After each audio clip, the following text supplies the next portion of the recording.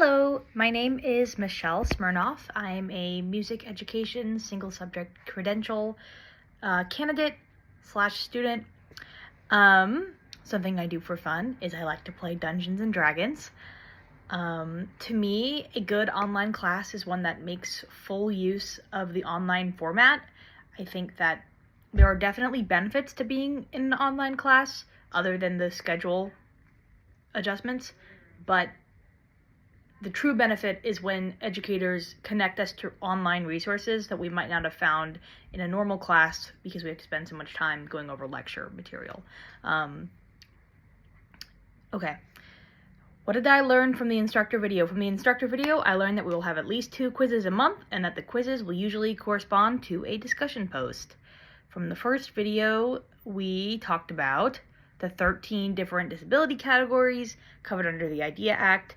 Those 13 are autism spectrum disorder, deaf-blindness, deafness, developmental delay, emotional disturbance, hearing impairment, intellectual disability, multiple disabilities, orthopedic impairment, other health impairment, specific learning disability, speech or language impairment, and traumatic brain injury.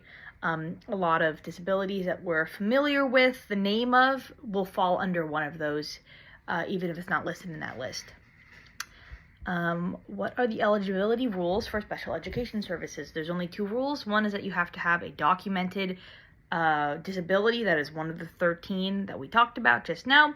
And the second is that it has to have an adverse impact on their academic performance. You can't just have a disability if there's not a traceable, data-driven proof that you are also having an adverse impact in your education, then you're not eligible for special education services at a school. Okay, 2 common issues associated with adolescents and disabilities. The first one that I wanted to talk about is lack of autonomy. As we learned in video 3 with that healthcare provider, she talked about how a lot of adolescents with disabilities lack autonomy in their lives. Honestly, adults with disabilities lack autonomy.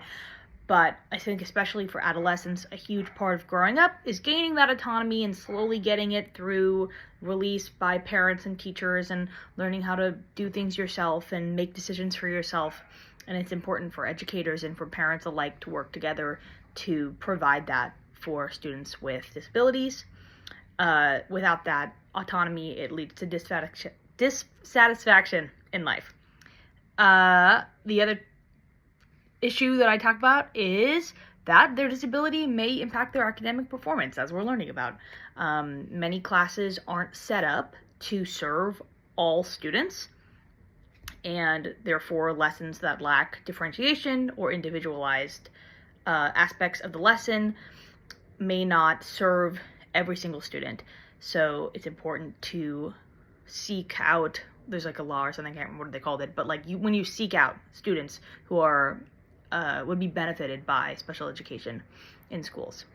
People first language. Here are 2 examples of people first language: people with disabilities and a person who uses a wheelchair. Thank you.